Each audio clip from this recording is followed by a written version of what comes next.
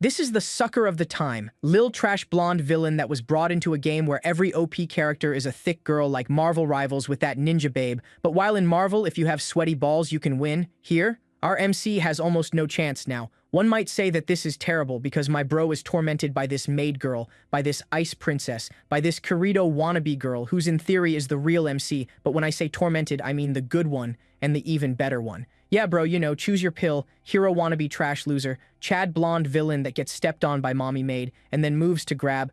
Yo, better stop here before the video is down. Now, unfortunately for bro, he can see that in the future, he will get locked in a dungeon and become the mechanic bull toy of the girls to be emptied every day. I feel so bad for him that would offer myself to change places. I'm a hero for real. Also, his father went to war and said that when he's back in 1 year, he's better have put a baby inside the maids because they need new heirs. That's what I call running a family like a business. And with all that going on, our boy, who's kinda weak compared to the crazy girls in this world, has to survive the fury of the real MC who's absurdly op. Can he pull that off? Doesn't matter because we're here to see thick babes. Let's get it. It all starts in the castle, home of the Campbell family. The main guy starts wondering, wait a second, didn't I just die in a car crash? I mean, a car accident. Did I travel through time or something? This decoration looks kinda European, and that face in the mirror, it looks like me when I was 17 or 18. Except that doesn't make any sense because he's a lot older now. He takes another look, surprise, and yeah, he really was pretty good looking when he was younger, before turning into a broke, overweight mess. Just as he's coming to the conclusion that he's getting old, having those kinds of dreams where you reincarnate just because your life turned out miserable, he grabs a little knife and says he's gonna have to confirm it, and blood gushes out. He says it's just a small cut, though it hurts like hell, and he has to lick his fingers, saying this damn thing feels way too real. Then suddenly, the memories come rushing in. The guy he reincarnated into is named Moon Campbell. A poor guy who lost all of his titles, ended up turned into a beggar, and was abandoned by his family. His father even warned him never to set foot on their land again or he'd be killed without mercy. Apparently, he committed some terrible crime. He puts his hand over his face and says, "Damn, I thought this was just a coincidence." But it's not. Unfortunately, I transmigrated into that mentally challenged guy's body. The blonde-haired villain who wasn't even an elite or anything like that. He used to read this story for a long time. It was called The Protagonist, the strongest woman in history. And yeah, you already know what's coming just from the title. It's a cliché story. The only difference is that the main character is a woman. She's got a family that abandons her, and then she sets out into the world, develops her skills, slays monsters, and becomes a hero. At the start of the game, that blonde dude, Moon Campbell, is one of the early nuisances, sending a bunch of people to try and take her down. But she ends up leveling up like crazy. In the end, his plan gets wrecked, he gets kicked out of the mansion, exiled, and becomes a beggar. 20 chapters later, no one even remembers his name. Reincarnating is great and all, but not in the body of a character who's just a stepping stone for the protagonist to grow. Just then, someone knocks on the door. He says to come in, and the maid enters the room, asking what happened. He says it's nothing serious, and she tells him the clothes for tomorrow's banquet have already been delivered. He tells her to just leave him there. But at that moment, she notices something odd and asks if he got hurt. He says it was just an accident, nothing to worry about. But then $10 if you guess what she does next. Yup, she kneels down and helps clean the blood. She's seriously a motivated worker, definitely deserves a raise. And she even asks him to please stop hurting himself like that. The guy's blushing like crazy, thinking to himself that he's definitely going to remember this moment. Then she spins around like a top, says she's heading out, and tells him to take care of himself. As soon as she closes the door, he's sitting there, blushing like a fool, mumbling about how this world is perfect. He's covering his face and flailing side to side, totally over the moon that he's got an admirable maid. Obviously, he's a hopeless otaku. Meanwhile, the maid outside the room thinks it's weird that he said thank you. Of course, he must have been a total jerk before he reincarnated. Now our guy's wondering how someone who was born good-looking and into a noble family ended up with a cute maid but still thought it was a good idea to provoke the protagonist. The main reason he was exiled is apparently because he tried to drug the third princess or something like that. But now that he knows how that path turns out, he just needs to avoid it entirely. To make sure he keeps this cushy life, the first thing he has to do is be careful with that ceremony where all the chaos kicks off. Then it hits him. The maid with the thick thighs already brought the outfit for the banquet and mentioned it's happening tomorrow. At that point, the guy's rolling around in bed, calling out to the system, the goddess, grandpa, the monk, anyone who can give him a cheat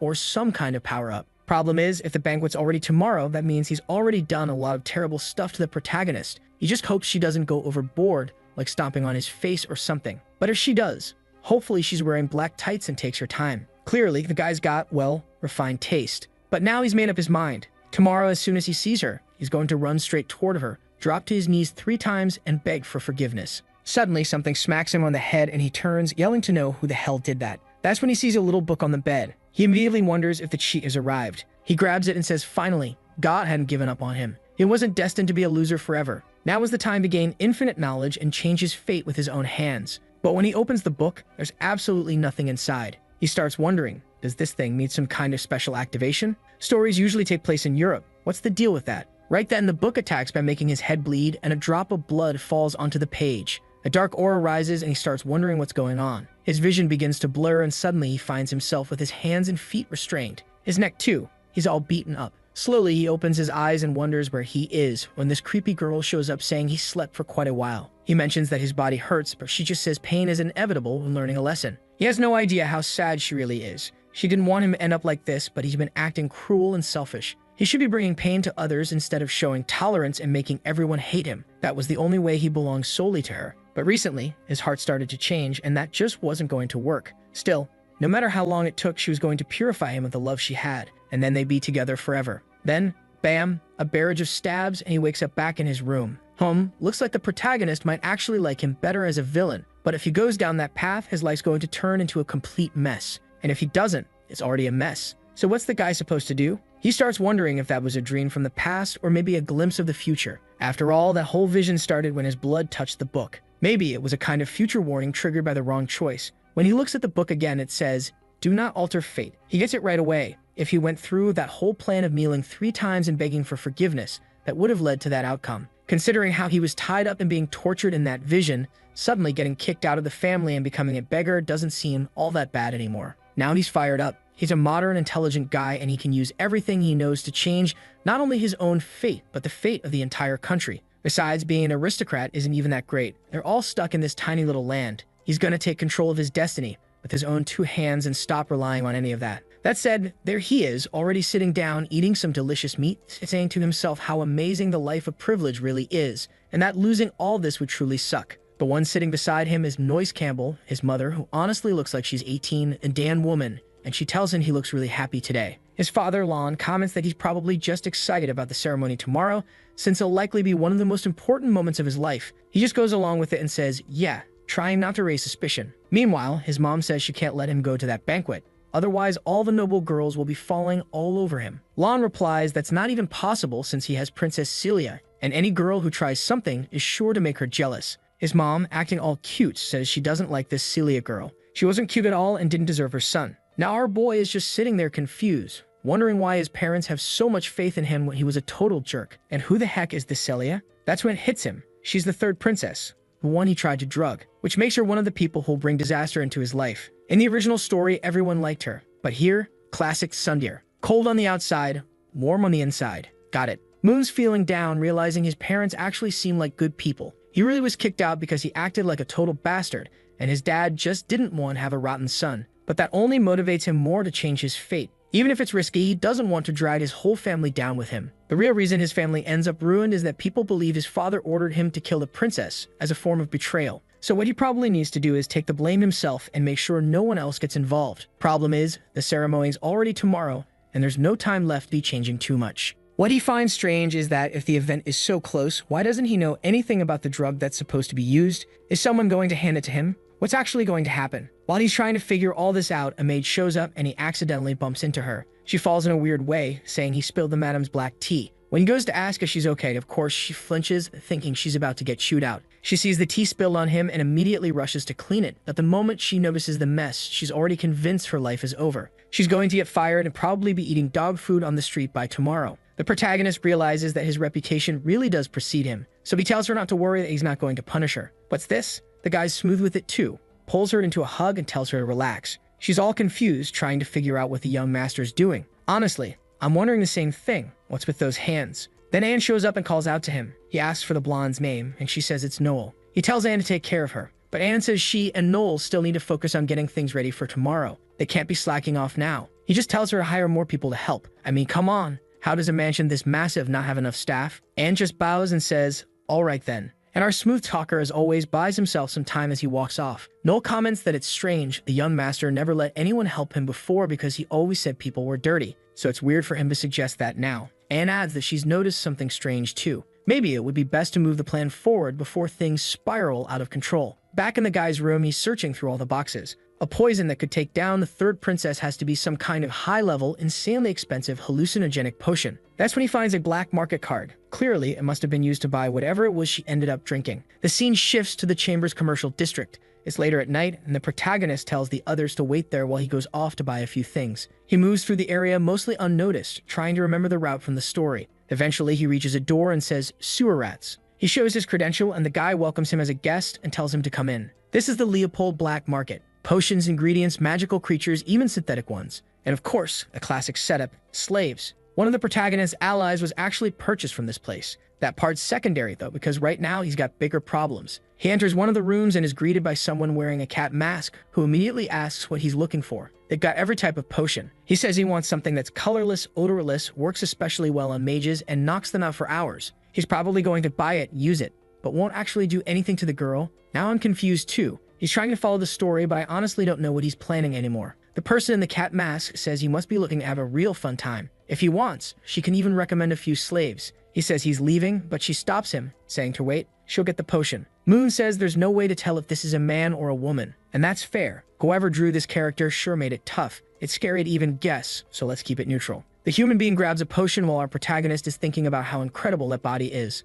Most likely, it's a stunning woman with a powerful figure running this whole underworld operation. At that moment, the door opens again and someone else walks in. Judging by the black tights, you already know what time it is. Does our boy have an eye for detail like that too? The person says they're there to buy an extremely strong drug that targets mages and leaves no trace behind. The seller is confused. This is a potion she rarely sells, and now suddenly everyone's asking for it. Moon's taken aback. He didn't think women had that kind of taste too. He feels bad for whoever's about to go through that whole ordeal, but there's nothing he can do to help. Then the woman tosses 2 vials onto the table and says that's the one everyone's been looking for. Even though the liquid inside was bright in color, mixing it with wine would make it totally unnoticeable. Just a few drops weren't enough to knock out an elephant for 2 to 3 hours. He's stunned by how strong it is. The masked girl says that if he doesn't believe it, he can try it himself. He'll just have to sleep on the floor for 3 hours and still pay full price. The only catch is the cost. 130,000 Amelias, the local currency. The masked woman standing nearby, though, says she doesn't have Amelias but has another way to pay. She shows a letter, and the seller says it's hard to accept something with that kind of value as payment. She reads through it and asks if what's written is really true. The mysterious figure says the seller can use her own skills to verify it. Mysterious or not, let's be real. It's probably Anne. Who else would it be? The seller says, all right, the potion is hers. The masked woman grabs it, thanks her, and starts heading out. Meanwhile, Moon just says to charge it to his card. The seller hands over a bonus potion and says if he combines it with the other one, the experience will be way better. He thanks her, tucks it into his bag, and asks about the info the other woman gave her. But the seller, clearly not too concerned with honesty, says they're old friends. And if he wants the information for a fair price, it'll cost him 900,000 Amelias. He gives her a look and turns away, saying he's not interested. That scam artist was trying to charge him 7 times the price right to his face. No way he's falling for that. He's from the modern world. He already knows a trap when he sees one. As soon as the door closes, the seller says she hopes to see him again soon. She then takes off her mask, and of course, it was a woman. Now she knows exactly what's about to go down at the mansion, and she's wondering who she's going to sell all that info to. Obviously, the most interesting move would be to sell it to both sides and stir up total chaos. Could she be the protagonist? She definitely has that kind of look. The next night, over at the Campbell Palace, it's full of clueless nobles wandering around, and there's our guy right in the middle of it.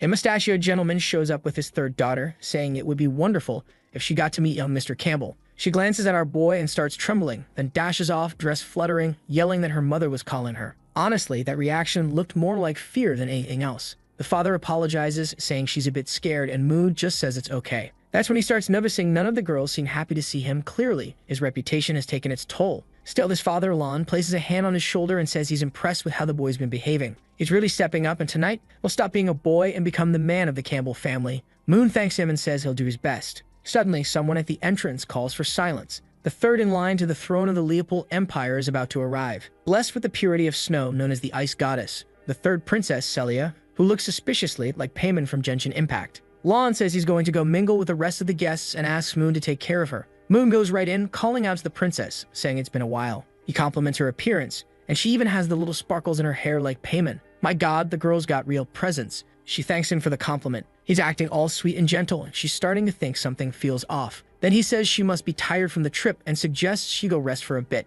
As she walks past, all the nobles bow to her, and she's over there thinking, what's up with this guy today? He's being way too polite. At that moment, it seems like Campbell is overhearing people talking about some illegitimate daughter who apparently had a duel with her husband. I'm kind of confused too. Seems like folks don't like her because she's illegitimate, got divorced, and now wants to qualify as an heir. The rest of the party tells them to stop saying stuff like that. It's crazy talk. Ah, of course, right? Who's arriving now? The protagonist, the main character of this world. Ariel Boogerd, the one with black hair on the left. Honestly, she's pretty basic, you know? But it makes sense. If you think about it, protagonists are usually kind of standard, black hair, plain face. And there she is, acting all normal, greeting Mr. Moon. He's all awkward and responds that he's doing great and welcomes her. But then, out of nowhere, this big guy steps in and asks how she can speak like that to the young master. She was being a bit casual, and our boy tells the guy to shut it, saying it's fine. She can talk however she wants. He's already been polite enough. At that point, she practically has a mini meltdown. She's wondering why this guy who used to treat her like some terrible illegitimate daughter now suddenly knows how to pronounce her name. Her friend is watching Ariel all confused until someone reaches out a hand and calls for Miss Leah. Another one startled because Campbell knows her full name, Miss Leah Angel. He reaches out to take her hand, but Ariel slaps it away and tells him to knock it off at the scheming. She grabs him and tells him to listen. She's here because of his father, so he better not try anything shady. If he even thinks about doing something awful to her or Leah, she'll make sure he never walks out of there alive. With that, she walks away. I already like her. She's putting on the righteous hero act, but we both know she wants him to cause trouble. Moon's thinking that, just like he expected, dealing with the protagonist is going to be rough, but he says he doesn't really care. Once the night ends, she'll go her way and he'll go his, and they'll never see each other again. Not long after he gives his speech, apparently it's his birthday. Who knew? Looks like he turned 18. Everyone claps and calls him amazing. The guy almost has another episode, but now it's time to get down to business. He looks around and spots the payment lookalike chilling by the mirror. He walks up, introduces himself, and apologizes, saying he hopes he's not being rude. He asks for the honor of a dance. Oh my god, does he think he's royalty now? She accepts, of course. That girl, though, she's rocking some serious firepower with that outfit. Whatever accessories she's wearing look like they're practically bursting out of her. Meanwhile, the nobles are all stiff and awkward, glancing around, and the protagonist is off to the side eating cake while watching him dance with the third princess. She compliments his steps, and he says he's still a beginner. She knows how much he's changed and says now he's finally acting like a noble. What she finds odd is how his dance invitation earlier went. Warrior, I shall grant you the mercy of a dance. Be grateful. He awkwardly tells her to forget that, says to leave it in the past. The music plays. Let's go, people. We're deep in the plot now. They're dancing, she's praising him, the usual stuff, and then, what's this? He slides in close behind Payman. Is he calling for backup, adventurer style? That's when she says they need to have a private conversation. She already knows this marriage is just political arranged because of their families. He replies that if she wants to cancel it, they can work together to make that happen. She pulls back slightly and says they'll talk more about that later. Then she asks, how about they head to his room right now? Man, he's caught off guard. But it's too late, she's already pulling him away. Off to the side, there are two mischievous maids watching everything unfold. They're whispering about how that girl went off with that mentally challenged master. You know what word they're thinking. They say they've got to act fast because that's Lionheart territory now. Back in the room, he offers her a drink. She politely declines, saying she can't have even a single drop. Now Moon's in real trouble because he has no idea how the original protagonist actually managed to win this girl over. On top of that, he still needs to give her the potion, but if she's not drinking anything, he has no clue how he's supposed to pull this off. He asks what she likes to drink, and she says coffee, but then she quickly changes and offers to have black tea instead. Turns out black tea or wine are the only options available in that place. She looks a bit puzzled, but he waves her off, saying he'll go fetch it. Meanwhile, she's sitting there, kind of confused. He seems so enthusiastic about making that tea. Obviously, he's back there slipping the potion in. Honestly, I thought it was the sleeping potion, but out of nowhere he says this one drop makes someone fall in love. On top of that, there's another vial he decides not to use. He's not so sure about its effects. Just then, she calls for him, which startles him, and he quickly turns around saying it's almost ready.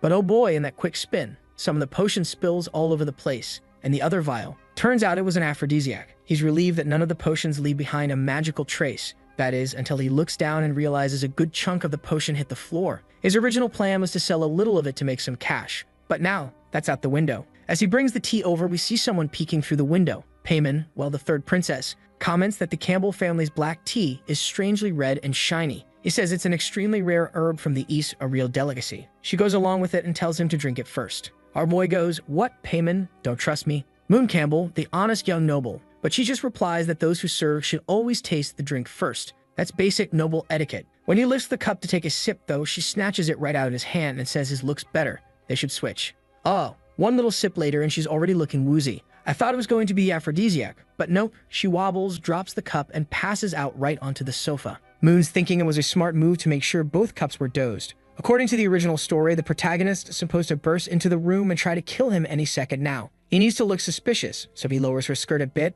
unbuttons part of her outfit, takes his shirt off, and says it looks perfect. Anyone walking in would assume exactly what he wants them to. Looks like he's really aiming to be condemned this time. The only problem is nothing happens. Time passes. Half an hour goes by and still no one shows up. That's strange because in the original story, she storms in to deal with the situation immediately. So what changed? In the story, the protagonist is walking through the halls, someone bumps into her, spills something on her dress, and that's how she ends up walking in on this mess. That's when he remembers. Maybe the one who spilled the tea was Noel. But earlier, he told Anne to let Noel rest, which must have thrown the entire chain of events off. Oh, look who's opening her eyes while he's still locked into his master plan. The girl's getting up. Turns out, the aphrodisiac must have landed in the cup she snatched from him. Now he's standing there, confused, wondering why the room suddenly feels cold. Then, bam, a hand grabs his face, a blast of freezing magic slams him to the floor. He begs Payman to calm down, saying he can explain. But she shuts that down, saying there's no need for explanations, let's just say that. That's when he realizes something's not right with this girl. He says he's going to get a doctor.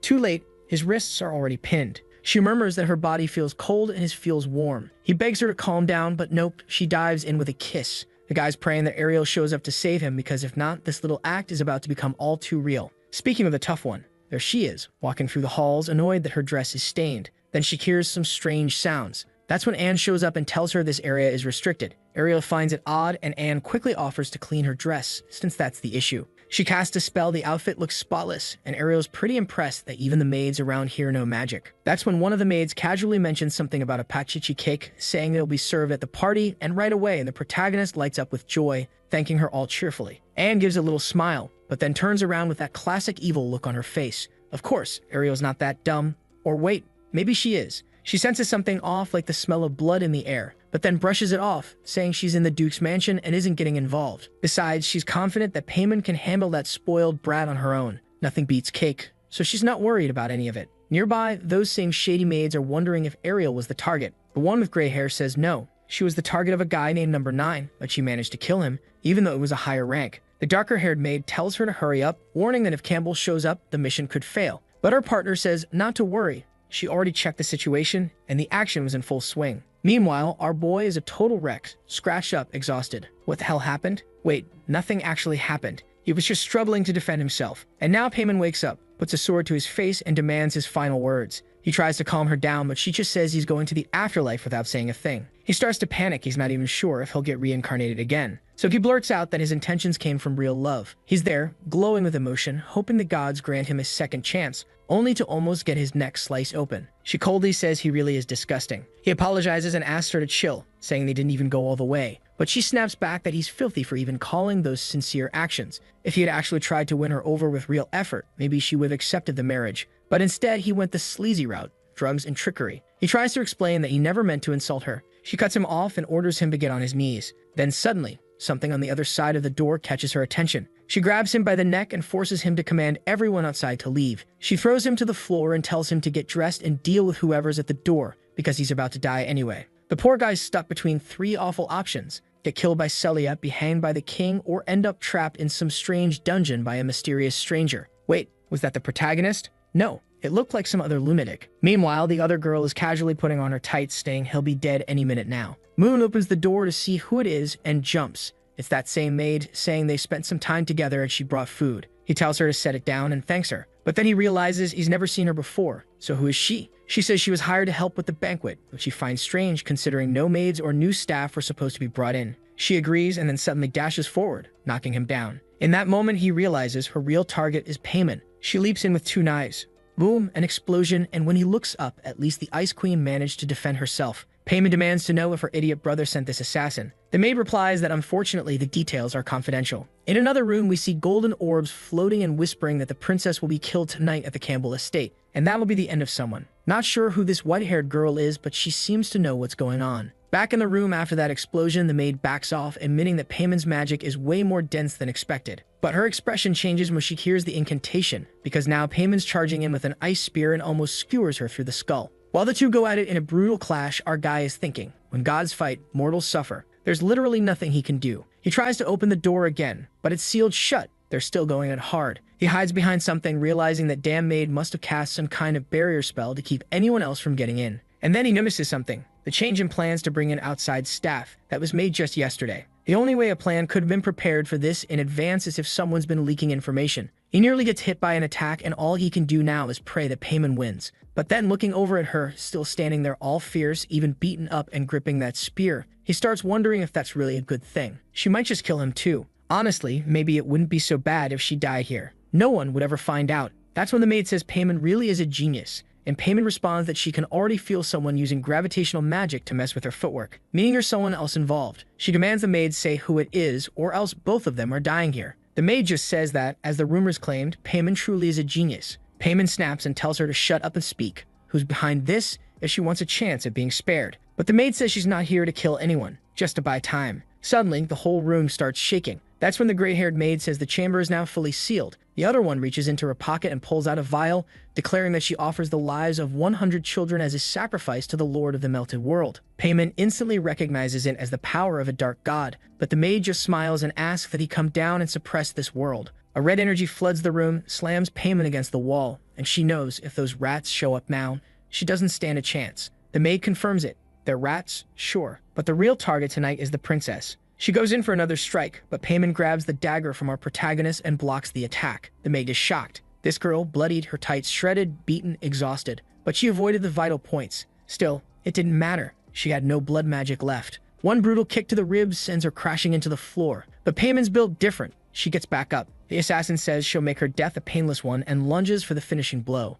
Blood sprays, but guess what? Our boy jumped in front and tanked it. He literally took the hit head on. No blocking, no deflection, just pure courage. Guys, remember that moment when our protagonist got stuck at the table? I'm pretty sure it was Anne behind all this. I don't know how I didn't connect the dots. 1 + 1 is 2. It was her. The damn girl's even on the story cover. Anyway, back to it. Anne's calling his name, and Payman wants to know why. He's on the floor, spitting blood, and suddenly remembers when the other maid opened the door earlier and told him he could leave. He considered running, but realized he couldn't. So he calls out to Anne and asks what she thinks she's doing. Anne just tells the useless fool to stop getting in the way. But Payman walks past him and slashes her neck deep. The girl drops to her knees, and the ice princess just declares that it's over. Now our boy is lying on the floor, barely clinging to life. Payman kneels beside him, realizing that if he jumped in to protect her, then these weren't assassins he hired. And what really throws her off is that he protected her without thinking, because if she had died, no one would have ever known what he did. But he says none of that matters anymore. Just like she said, he chose to act like a true man. Damn, that one hurt.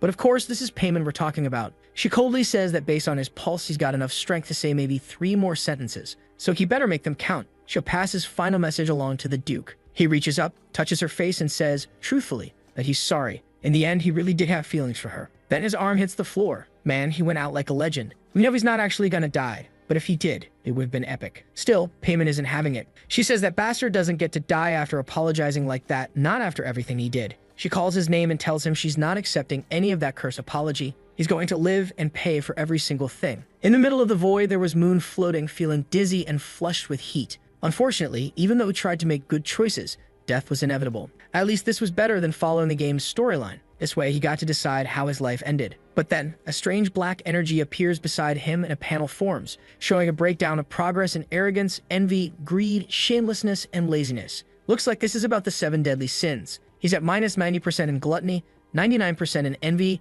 and 50% in arrogance. A few pages in the book flip over and the thing tells him to keep trying for now. He asks why the damn book didn't show up before he died. Then he hears a meow coming from it, and the scene shifts to the sewers. Ashes drift through the underground and someone is murmuring that Campbell wasn't the real target. But suddenly, a voice asks what she thinks she did to his son. Oh boy, the father shows up, radiating pure Lionheart aura. The assassin instantly starts shaking, and the dad calmly says he wasn't expecting visitors in his house. She wasn't invited, so what was she doing there? And she better speak now. What did she do to his son? Man, the guy is usually nice, but right now, he's a beast. Thinking back, our protagonist must have been happy he managed to at least grind some aura sung Jinwoo style before dying. Or maybe not, because now we're back in the bedroom and Anne is sitting right next to him. That same Anne who we now know is dangerous. He wakes up and she's right there, asking if the young master is feeling any better. She asks if he needs a doctor, and as he tries to get up, saying he wants to go to the bathroom, the pain in his chest hits hard and he falls right into the soft sheets. He apologizes, saying his legs feel strangely weak, but now he needs to be careful.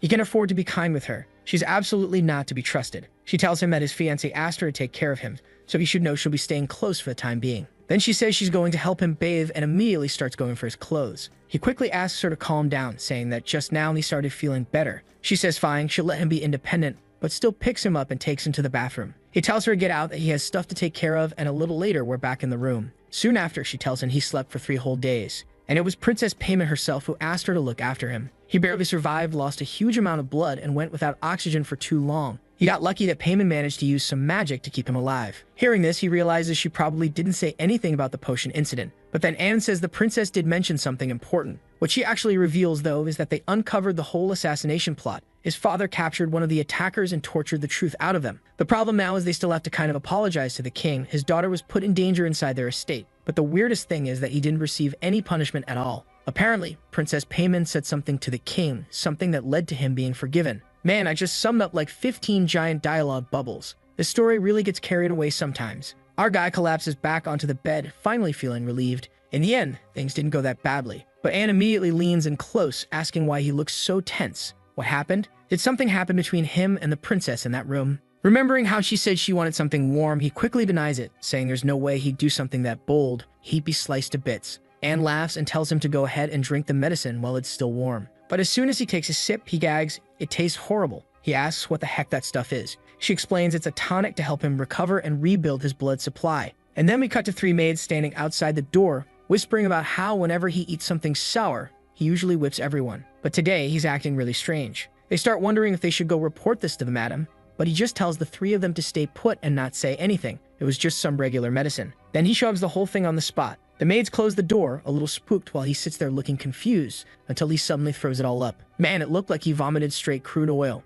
And the worst part, he's gonna have to drink that thing 2 more times if he wants to fully recover. Anne casually mentions that if he wants, she can make him some pancakes and even a little tea. She hands him a slice of cake and he thanks her, saying she's way too nice. Said she even deserves a raise. She lifts her skirt ever so slightly and says she appreciates the compliment, but she's off to finish the rest of her tasks. On her way out, she tells him to check the nightstand. There's a letter for him. But then he suddenly calls out to her, asking her to wait a second. During their earlier conversation, she mentioned that he'd already taken that sour medicine 4 times. So how's that possible if the moment it touches his mouth, he throws up? She answers calmly. She puts sugar in her own mouth and passed it to him. He relaxes for half a second, until the image finally clicks in his head, and he processes what just happened. Now he's screaming into his pillow, but truthfully, he's lying there all cozy on the bed, thinking that if something like that really happened with this big sis, life might not be so bad. But then he suddenly remembers he also kissed Payment. That's when he goes to grab the letter, and it says she now considers him half a man. He sighs in relief. At least the crime situation was avoided. A little while later, his mom's all emotional, relieved that he made it out alive despite how dangerous everything got. He downplays it, saying it was nothing serious,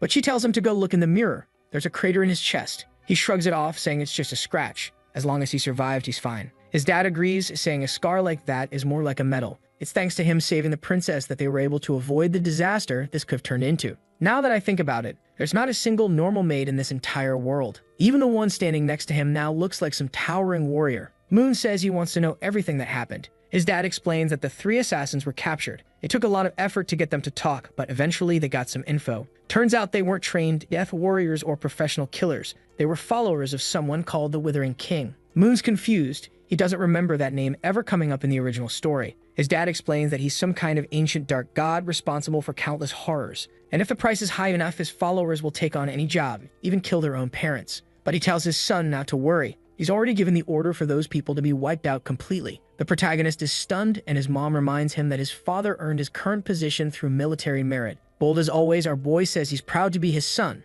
It's well deserved. What he really wants to know now is whether they figured out who's truly behind all this. His father, however, says no. All the captured hunters were bound by a strange curse. The moment they even tried to say the person's name, they burst into flames and died instantly. The black market was completely wiped out, but no real evidence was found. Moon finds it interesting that his dad destroyed the black market, since that also happened in the original book. In the story, they killed his favorite. Wait, favorite for what? Furious, the father sent the royal knights, and they burned the whole city to the ground. That massacre lasted 3 months, and even the sewers ran red. At least this time it ended much more quickly. On the other hand, this was a big event for Ariel in the story. It was a major growth arc for her. Classic protagonist moment. She'd fight off tons of enemies and her aura would evolve significantly. But now that development won't happen, and all of it changed just because he gave the maid 2 days off. Later that night, it seems like everyone in the house just tells him to get some rest. But he doesn't have time to rest, because the story just keeps going off the rails. And the worst part is, the more things change, the less he can rely on what should technically happen based on the original book. So he's put together a pretty complex plan. Survive, prevent that awful ending where he's tied to a table and getting violated, get stronger, and above all, stop trusting the book. He sits there thinking it through, then admits, nah, that doesn't really make sense. He needs to be a lot more cautious. The truth is, he still doesn't know exactly who that person was from his vision. It didn't seem like Ariel, and it wasn't Celia either. So who the hell was it? He drops onto the bed, realizing there's no point overthinking it. For now, the priority should be getting stronger. As the son of a duke, he has plenty of resources to build power. The only problem is that all of it's just too conventional. And to make things worse, the original owner of the body spent an entire year in a prestigious academy and came out of it with nothing but a trash-tier light spell. Still, he is the son of that powerful guy, so he's got to have at least some kind of talent, right? No way he's that weak. But even so, he knows he'll never reach the same level as the protagonist's crew. In this world, she's known as one of the chosen by the gods, completely out of reach for any normal person. Pame is a great example. She received divine authority from a cold goddess, and ever since, she's just been growing non-stop. And that kind of divine power isn't something you can overcome with sheer effort alone. And then there's Ariel, who ends up being blessed by insanely beautiful elemental spirits. Not just one, but more than 10. What a miserable life. What's really miserable, though, is his situation. No matter how hard he trains, there's no way he can surpass someone like her. But that doesn't mean he's just going to sit still either. At the very least, he needs to be strong enough to defend himself, especially if Ariel ever decides to come after him. On the bright side, it seems like he might be able to unlock new talents. With a snap of his fingers, the black book appears, but smacks him right in the crotch. He yells at the damn thing to stop showing up and hitting him every time. Then he hears this strange whistling sound, and the book opens up and starts flipping pages. Now it's retelling everything that's happened over the past few days, and he's annoyed because the thing is way too detailed. The way it's written, it makes him sound like some shady creep trying to do something awful to that poor girl. That's when he notices something odd. One of the words in the text, assassin, is glowing red. Suddenly, a strange energy surrounds him, and he yells at the book to give a warning next time. Now he finds himself in a new room. He looks around and quickly realizes it's not the same dungeon from before. Maybe it's another space inside the book. But before he can really figure anything out, someone approaches from behind. He turns around, and it's her again. That same girl who already once hit him in the neck. Boom, no time to react. Lights out. He wakes up in bed again. The poor guy didn't even get a second to understand what just happened, dropped in one hit. The book stirs again, and when he looks, it shows that his dagger combat skill is now at 1% and his shadow step is at 0.5%. Finally, he's discovered the actual combat abilities he has in this messed up world, and he's fired up, saying he's sure this hack of his is going to be seriously overpowered. Later that night, he's lying in bed, mumbling about how he barely survived. He lasted, apparently, just 3 seconds in there. He decides to check if his proficiency went up, and yeah, he gained 1% in both. Now he understands his skills really are broken. Any ability, maybe from enemies he defeats, gets recorded in the book and he can learn it. Or maybe it's just skills he sees. Not sure. If it were based on sight, he should have already picked up that ice ability from the girl. But maybe not, since that one came from a goddess. What he does know is that he's thinking of some massive skill right now, and it's a strong one. He's all excited, muttering that it's only a matter of time before that power, and those dagger abilities are all his. He doesn't exactly know how to gain proficiency fast, but he's about to find out. The book smacks him right in the face, and then boom, he takes a kick to the head, gets slashed across the chest, and ends up shredded. Meanwhile, outside his room, Anne knocks on the door and calls for him. When she walks in, she sees him under the covers and looks a bit confused. Seeing that, she chuckles and says it's funny. He still sleeps the same way he did when he was a kid. Such a cute little boy. She uses a heat-preserving spell and says she won't wake him up just yet. That Anne, I'm just waiting for the plot twist where she turns into a total demon, because there's no way that sweet smile is genuine. As soon as she closes the door, he pops out from under the blanket, grumbling that the cursed book hit him right in the groin. Or maybe he's just getting hit by some cheap tricks. Either way, he's determined to jump back into that dream until he finally beats her. The sun rises, and by that point, he had already tried 185 times. That's some next-level mental resilience. He dies in every single attempt, but now he's lasting 30 seconds. He gets hit with a wave of exhaustion, bumps into his tea, knocks it over, and crashes to the floor, completely drained. But finally, he had found a way to get stronger. The only problem? The pain of dying in that illusion feels very real. He thought he could game the system. At the moment he died, he could just re-enter and ignore the fear. But nope, that was impossible. And now, after a full night of effort, it's time to see the results of all that grinding. His dagger technique had reached level 2, and Shadow Step was at 11%. Sure, that was still nowhere near assassin level, but just knowing he could evolve like this was already a huge deal. He's excited to test it out, so he activates Shadow Step and dashes across the room. The guy's practically leaving smoke trails, completely hyped, until he suddenly winces in pain. Turns out his foot got scorched. Now he's wondering how that assassin girl who attacked Payman managed to use this without flinching. And then it hits him, of course. These techniques are way too advanced for someone like him, just a tier 1 fighter. Back at the academy, he learned that to handle techniques like these, you need to channel ki throughout your body to reinforce it and reduce the recoil. But that's something only level 2 warriors can do. So the plan for now is to find a proper teacher, preferably a hot one, of course. He's already daydreaming about Saint Maria from the academy. The only issue is that while he knows tons of powerful mages, he doesn't know that many strong warriors. That's because in this world, magic is so ridiculously broken that no one even bothers with martial arts. Why train punches and kicks just to eat a fireball to the face? Then it clicks. There's one warrior, probably the most powerful in the whole story. Or rather, not probably, definitely. That would be his dad. How the hell did he forget he had the final boss living in the same house? In the last 100 years, no warrior has had a greater impact on the world than him. At 15, he was already a royal guard. At 20, he crushed rebel forces. By 27, he became a marshal of the empire. At 32, he earned the title Lionheart King. He's never lost a fight. This guy is the real deal. Our boy is now thinking that Moon actually deserved the tragic ending he got. The guy had everything, a perfect life, and even a father who could have taught him everything. But he blew it. That's fine though, because from now on, he's going to ask his dad for personal training. You'd think the next line would be the dad refusing, but no. It's actually Anne knocking again, saying the master is looking for him. He walks out with her, saying it's perfect timing. He was just about to ask for the same thing. But outside, he runs into two more maids. One of them wears glasses and honestly might be the first thin girl in this whole story. Moon notices they call Anne the head maid now and gives her a compliment. Guess she got promoted, huh? She explains that the other one, the previous head maid, resigned right after he woke up, so she ended up taking the position. He feels like maybe she got kicked out because of him, which is a little confusing. But she tells him not to worry, that even though she won't be the head maid anymore, she's still part of the household. And that's when his mother gives him this very peculiar hug. Alright, illustrator, let's maybe tone it down a bit, yeah.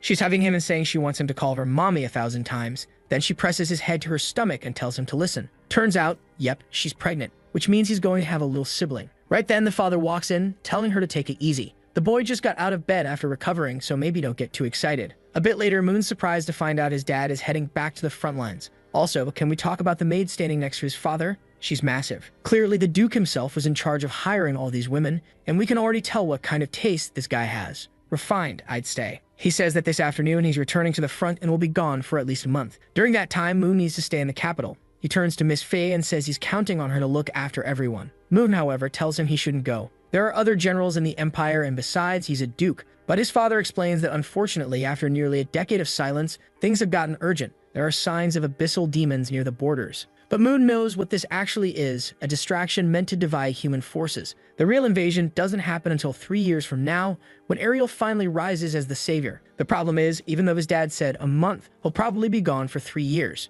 which means Moon's plan to learn swordsmanship from him is completely wrecked. A griffin and carriage arrive, and his father waves goodbye, telling his wife not to cry. He'll be back soon. He calls Moon over and says he was impressed when he risked his life to protect the Empress. That was the courage of a true knight, the kind of bravery that runs in Campbell blood. He reminds him of their family symbol. The sword represents strength, and they are the blade of the Empire. The dragon symbolizes the enemy they must defeat. In other words, they are the weapon of the entire realm. At some point, every man in the family must step onto the battlefield. He's not sure if Moon will follow that path, but that doesn't matter. What matters now is that he's become a real man. And because of that, his father promises to invest every resource he didn't have in his youth, so Moon can become even stronger. Moon just stands there, silent for a moment, and then his father says it's time to talk about something serious. He wants to know what Moon really thinks about Anne. Caught off guard, Moon says she's nice, but why bring that up? His father explains that he's watched that girl grow up. She comes from a good family, she's smart, and most importantly, she sees him as more than just her master. If Moon doesn't want to lose her, he better do something about it soon.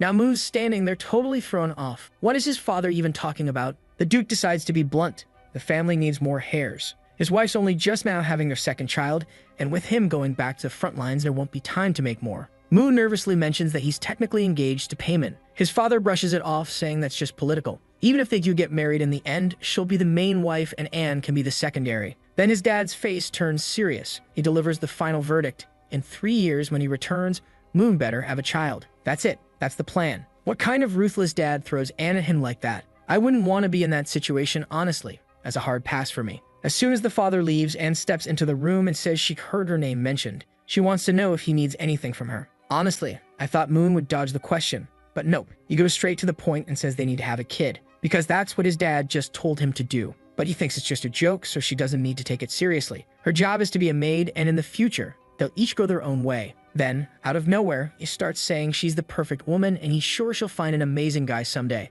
And if she ever meets someone, all she has to do is tell him in person. He'll give her his blessing to leave. And then, with all the confidence in the world, he puts a hand on her shoulder and tells her to be brave and go find her own happiness. Meanwhile, he walks off feeling great, thinking he just pulled the perfect move. But is he actually into her? Feels like he is, doesn't it? But just as we expected, yeah, that didn't sit right with her at all. She's literally shaking with rage, whispering through clenched teeth that he really has changed. She can't wait any longer. It's going to have to be tonight. And here we are tonight. Our boy's lying there thinking how nothing is going the way he planned. He thought he'd get help from his father to get stronger, but now the guy's gone. So now he's got to figure it out solo. For the time being, he's avoiding the academy, since half the people there are close to the all-powerful protagonist, and that would only make his situation worse. He needs to master the basics first. Only after that can he head out into the world. He closes another book, grabs the dark book, and when he opens it, it's got a record of everything he read in the others. Actually, he only needs to see the cover and flip a few pages to learn the content. This little book is perfect for leveling up fast. Too bad that right at that moment, Anne walks in, acting all innocent. Watch her reading. He brushes her off and asks if she brought him something to eat.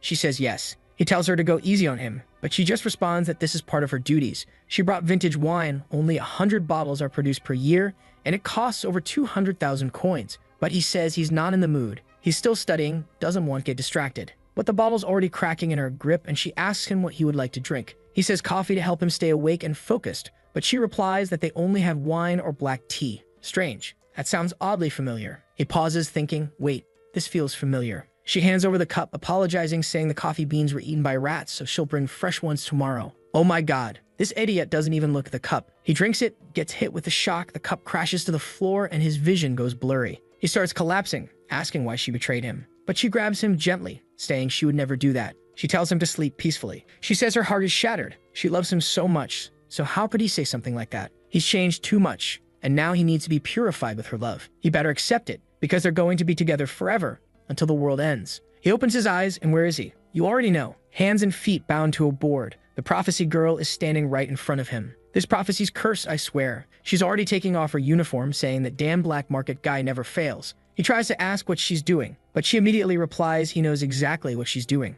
Then she says that 10 years ago, when he was just 8, she stood by his side. From that moment on, her existence has been for his sake. In return, his existence is now for hers. And now she has to fix him, put him back on the right path. Moon says he has no idea what she's talking about, asks her to let him go. But she just hushes him. Don't say anything. I'll take care of everything. Tonight, head to toe, inside and out. His body, his soul. Every scent, every strand of hair, every drop of blood. All of it would belong to her. Well, at least he doesn't have to worry about impressing his dad anymore. She's definitely taking care of that. Honestly, I was expecting some kind of twist. Someone barging in, stopping the scene. But nope. Our boy wakes up the next morning, eyes all tired, looking absolutely drained. It happens so many times. Head lose consciousness, wake up in the middle of it, then pass out again and wake up once more. He just couldn't believe it. The same person who originally turned Moon into a worthless mess, and the same one who chained him up like this, was that damn Anne. He says she took him out in a single hit, and even though he was mentally prepared, it still hurt like hell. He begged her to stop with this madness, to let him out of those cuffs and give him a chance to escape. But she said not a chance. Compared to all the years she spent waiting,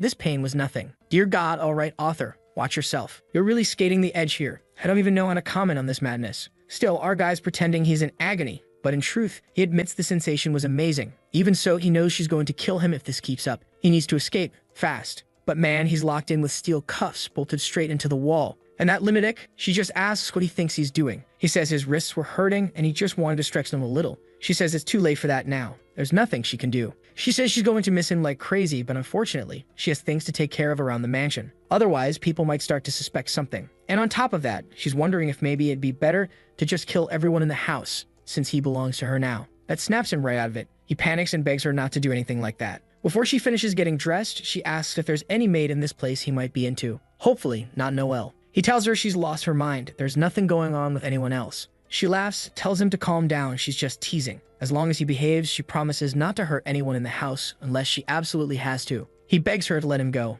There's no way she seriously plans to keep him locked in here forever. Suddenly, the magical cuffs click open with a snap of her fingers. She just tells him not to try anything stupid. The core of this room is a sealed space, reinforced with steel from some tower no one's ever heard of. Translation? It's basically impossible to get out. He asks if no one will find it suspicious, but she says not to worry. She told everyone that after hearing his father's speech about becoming strong, Mu decided to return to the academy. So no one's going to question his disappearance for a while, and she assures him he doesn't need to worry about a thing. She'll bring him 3 meals a day like she always has. Obviously, he should trust her. She's been doing this for years. And then, wham, she lands a clean hit. The guy's writhing in pain. Honestly, this maid is way past the line now. It's hard to tell if someone out there would willingly agree to this level of insanity. She waves goodbye, he yells for her, but the door slams shut. He never could have guessed that out of everyone mentioned in the prophecy, it would be her. And every time he talks trash about the situation, the next thing he says is always how good it felt. That much he can't deny. The problem is, he knows that if this keeps up, he's not going to survive. Even though she mentions some kind of magical ceiling, he decides to try the door. He grabs the handle and pulls with all his strength, but immediately drops to the floor in agony. The entire room is made from pure steel, magically enhanced. There's no way out. Finally, the book shows up without slapping him in the face this time. Mu tells it straight. He's got no chance. This woman has as much power and potential as Payment herself. Even if he started training now, there's no way he'd get strong enough before dying. But the book just stays open. And he figures, all right, he's got nothing better to do. May as well train instead of moping around. But then wait a second. As he opens the book, he realizes the one he read last night had the equation to get through this exact situation. Next chapter, he's already knocked out 199 200 push-ups. At least his body's still holding up after the brutal night. First it was Payment, now it's Anne. What the hell is happening to this guy? He's not mad about the pain. What really gets to him is that he can't do anything. He's always the one being overpowered. But next time, he swears he's going to be the one who takes her down. That thought barely finishes forming before she shows up, smiling and saying the day's work is over. So Moon, talk is easy, now let's see you act. And here she is, already saying she feels like a wife coming home after a long day. So cute, she says, like this is all perfectly normal. She's brought him dinner and even prepped a bath at the perfect temperature. Good grief, how am I even supposed to describe this? She asks if he wants to eat, take a bath, or, well, you know. And this lying little punk, after all that talk, he's already headed straight for the bath, sinking in like he's trying to relax. But judging by the look on his face, relaxing is the last thing he's doing. He mutters that he's not a child and doesn't need help with this sort of thing. Someone, please, set this poor boy free before I get banned for reading this. She says that now that his body belongs to her, she has to take care of it. She even tests his hearing while he's mentally screaming that he absolutely cannot lose to this Eender. Dinner time rolls around and he thanks her, says the food tastes amazing, grabs the plate, and starts eating. He asks what kind of meat it is, and she casually replies it's from some rare, three-horned giant bull. She made it especially for him since it's known to enhance physical strength. He tells her never to serve him that again, but she just smirks and says he's already eaten it dozens of times. She's been feeding it to him in secret. He stands up done. He says he's tired of this. He's being kept locked away, not even allowed to see sunlight, and now she's feeding him all this weird stuff. If she doesn't let him out now, down he goes again, knocked out cold. Poor guy. What can you even do? Once again, the food was cursed. She even whispers for him to enjoy it, because the night's going to be long. When he opens his eyes again, it's clear the guy's been wrecked. She apologizes for the night before, saying she got scared he wouldn't survive, so she took it easy on him this time. Yeah, this monster of a guy didn't stand a chance. He said he was gonna dominate or whatever. He got crushed again. She tries to talk to him, but he completely ignores her. So she says that since he's been a good boy for 2 days straight, she'll grant him one request. He immediately asks for freedom. She says that's impossible. He asks for new clothes. She says that's also impossible. He looks at her like, what kind of wish is this if I can't ask for anything? She explains that the highest level wish he can make right now is something like choosing what he wants to eat tomorrow. And listen, on the site I'm reading this on, there are people in the comments saying the protagonist is suffering too much, and they're willing to trade places with him just to take some of the heat off the poor guy. So he sighs and admits, yeah, choosing what to eat is better than nothing. He thinks back to this time of year. He used to enjoy a specific seasonal wine and some special fish. She comments that the fish he's talking about comes from Lake Bipor, which is way far off. He plays it up, saying that he used to be a free spirit. Now he can't even decide what to eat, stuck in confinement like this. If he can't even get a little fish from Lake Bipor, then what's the point of life? She calls his name, but then says fine, she'll get it for him. Immediately, he grabs her arm and thanks her, all grateful. And this guy's throwing in hearts now. He says he's suffering, but is he really? He wishes her a great day at work and tells her he'll be waiting at home for her. She short circuits on the spot, completely flustered, and then suddenly runs in, kisses him, and he's just standing there stunned. I don't even know at this point, is he playing 4D chess, trying to mess with the villain's head? As she's leaving, she mentions that the journey to Lake Bipor will take until tomorrow afternoon, so he better get some rest. And once she's outside, she's visibly holding herself back, muttering that she almost couldn't control herself. The young master really is the cutest thing in the world, and she can't wait to bring him that fish just to keep spoiling him more. While he's thinking that maybe, just maybe, he'll finally get a moment of peace and a full night's rest, he figures that means it's time to pull out his favorite treasure, the book. Gotta grind a little more in those simulated training spaces. It looks like he's asking to enter a simulation called the Space of 1,000 Locks, based on one of the books he read to level up his ability to break magical seals. Meanwhile, somewhere under the rain and brewing storm, someone's warning a certain girl that Lake Bipor is extremely dangerous right now. She should back off. As the person reaches to grab her hand, she activates a power and stabs him in the hand, saying no one but the young master is allowed to touch her. If he tries to stop her again, she'll feed him to the fish. The old man just grumbles that if the crazy woman wants to die, he won't stop her. But she should know. Lake Bipor's master is awake. The guild's been watching and they confirmed. It's a monarch-class creature. Anne lifts her hands and says, ah, that explains this weird weather. The boatman mutters that she better leave him 300 coins. He's got to deal with his injured hand now. But even more than that, she shouldn't mess with the Adventurers Guild. They won't let her walk away unscathed. She's just got a bucket full of coins sitting in the ice. He asks her again, does she really want to go? She needs to understand how dangerous this is. She's not grasping what it means to make enemies out of the main Adventurers Guild. But she flatly says she doesn't care. They mean nothing to her. She's doing this for love. Then we cut to a group of adventurers gathered near the lake. One girl holding a staff is saying she can't let anything happen to Rod. After this mission, she's finally going to confess. Someone snaps at her, tells Erica to focus and stop daydreaming. She's the healer she needs to cast now, or they won't hold out much longer. She starts channeling magic, and another adventurer yells that the creature is coming. After tanking so many special attacks, the thing is finally about to reveal itself. That's when a giant shark erupts from the lake. Obviously, it's the master of the lake. It charges up a massive water bomb. Someone screams Rod's name, and he casts a blessing of the earth to throw up a barrier. He yells for the mage to launch a spell, and she starts conjuring through her staff. Turns out she's a healer and a mage. Talk about multitasking. But just before her spell lands, another explosive blast goes off. She tells Rod to charge in. He takes the opportunity, rushes the creature, and lands a direct slash to the head. The entire lake detonates with the hit. He's exhausted, but still manages to turn around and throw a thumbs up, saying, it's done. Wow, this guy's got a powerhouse mage and a dedicated healer. That's one perfectly balanced party. The mage is standing there fixing her hair, all smiles and gratitude, while poor Erica, the healer, is just sitting there, feeling like she didn't contribute anything. Rod and the other girl, Tia, are complimenting each other, saying it's great to be adventuring side by side. Meanwhile, Erica's seething inside. She made a promise when they were kids that she and Rod would always be a duo. She's been working hard for years, but it feels like he never sees her anymore. She was the first one by his side, and now she's just background support while he's clearly falling for someone else. Ty is still healing him when Rod suddenly calls out to Erica, telling her to snap out of it and help dissect the lake monster. But then, something feels off. They hear a strange sound. The surface of the water grows murky again, and then, boom, water blasts upward into the sky. Everyone ducks immediately. Another lake beast is rising. This one's different. This one's the real deal. Tia quickly starts casting a third-tier spell, this one huge, but it doesn't do a thing. The magic slams into the creature's neck, and nothing. The beast counters with a thunderstorm attack from its horn, lightning tears through the sky. Erica grabs Rod and pulls him out of the way, yelling for him to be careful. But he tells her to move. This monster is way beyond what they're capable of dealing with. She asks what he's going to do, and he says, I'm going to protect Tia. I brought her into this party, it's my responsibility. Even if it meant dying, he was ready to die by her side.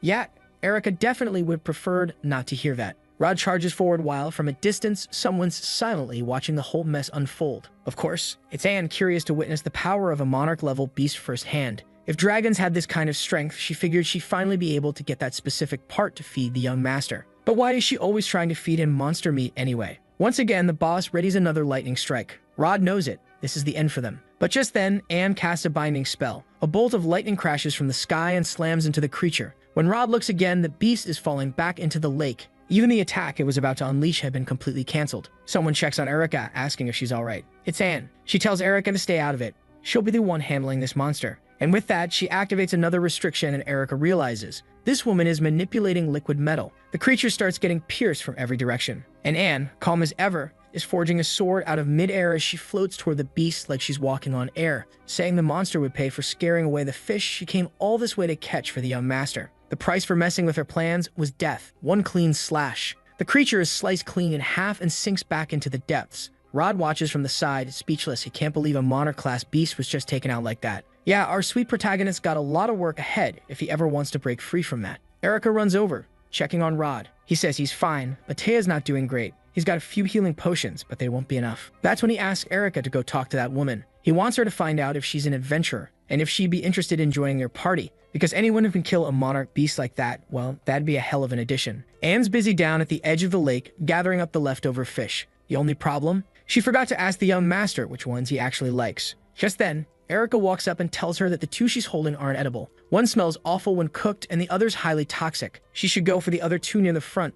They're the famous edible ones from Lake Baypor. Anne, curious, asks how she knows that. Erica explains she used to live nearby. A lot of nobles like those fish, so she catch and sell them. Within 15 minutes of watching Anne prep, she already knew how to handle it and make it perfect. That's when Erica asks, did you come all this way to get this fish for someone you love? Anne just answers calmly, yes.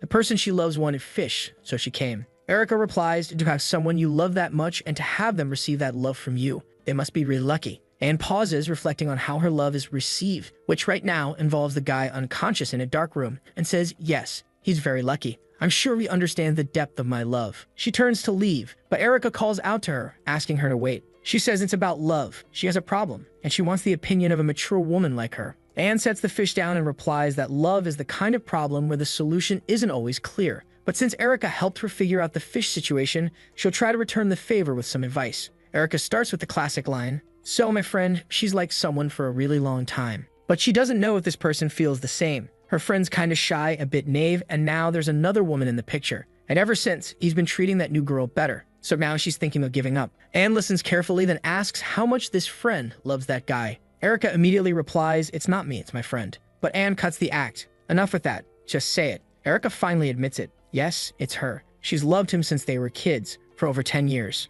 Anne looks her dead in the eye and asks, would you give your life for him? And Erica says, not just my life. I'd do anything for him, even if the whole world stood against me. Oh boy, here we go. Another one completely off the rails. Anne just nods and says, well, sounds like you already have your answer then. If her love really runs that deep, there's nothing left to ask. She needs to follow the true voice in her heart and give everything she has to the one she loves. And more importantly, she should really think hard before making any choice she might regret later on. As Anne walks away, Erica's left there, deep in thought, replaying that whole follow your heart speech. But then suddenly, a strange flame ignites, not around her, but inside her. A voice whispers, asking if she's really going to give up everything. Is she really going to surrender? The voice tells her to let go of morality, of laws, of even her own life, to sacrifice it all for him, and not let anyone else take him away. Man, this world's a ticking time bomb. I remember the stuff in the Zhang house story where the girls were unhinged, but this is a whole other tier of crazy. Now she's trembling, muttering that she's going to lose it if someone else ends up with Rod. The voice replies, finally you understand. You need to embrace your deepest desires and claim him. But there's a catch.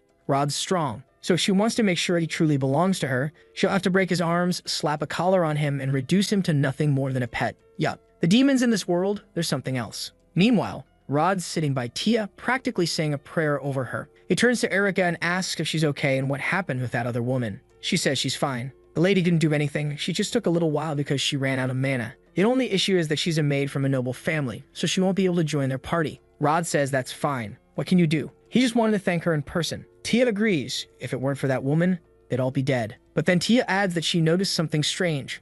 A weird mark on Erica's chest. Erica quickly covers it up and brushes it off, saying it's nothing, probably just from the impact earlier or some kind of magical backlash. She'll get it checked out later. Rod picks Tia up in his arms and says she's right. They need to find somewhere to rest. The two of them are all soft and flirty while Erica just watches from a distance, eyes dark, something definitely not right. Next morning, our poor boy wakes up looking like a wreck, probably trained all night because of course she's already back saying she finally returned. I'm convinced now he's pulling the classic 3D chess move. He puts on the act saying he missed her so much and that he was sure if he didn't see her again, he was going to die. She strokes his face sweetly, saying it looks like he's finally ready to give her his body and soul. She apologizes, it's just that Lake Bipor was really far away and it took longer than expected to bring back the freshest fish. But here it is, just what he asked for. And wow, she really went all out, 5 clean cuts on the fish, tossed in 3 herbs straight into the oven. The presentation is ridiculous. He's hyped, saying it smells amazing and he's already reaching out to try it. She makes the airplane sound, feeding it to him, and he thanks her,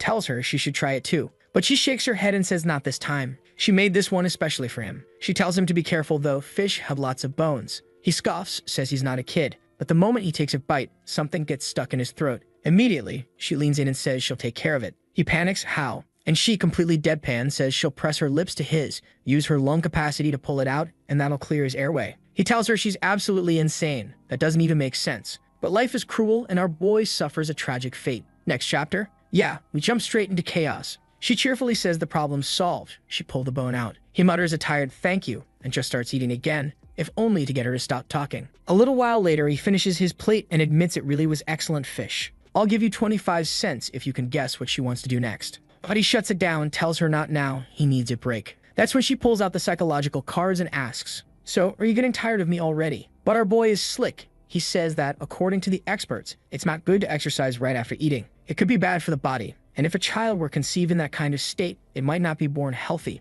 and the pregnancy could end up being complicated. Anne, of course, interprets all of this as him being deeply concerned about her, and she gets emotional. She says, all right then, you make a good point. I'll come back tonight to continue our little work. Before leaving though, she casually mentions that she passed through the famous city of Savit, known for its custom-designed outfits. He asks what that has to do with anything, and she says she bought a, well, combat outfit, something fierce and full of armor. Just by the look on his face, you already know what he's thinking. He immediately says he's not into that stuff. He's a man of integrity. But she just smiles and says, I've been around for a long time. I've seen all the magazines you have. The reason she always wears those black stockings, it was for him. And the poor guy is stunned. He always thought that was just for personal fashion choice. But he has to admit, yeah, she nailed it. He did like them. She laughs, calls him adorable, then waves goodbye and tells him to take a nap. Just like that, she's gone and he's still stuck in that room. Man, I'm seriously hoping our protagonist escapes soon. Sure, the situation doesn't look that bad from the outside, but come on. You're just gonna stay locked up in a room forever? Wait, scratch that. Spoke too soon. He's already up and activating his skill to try and unlock the door.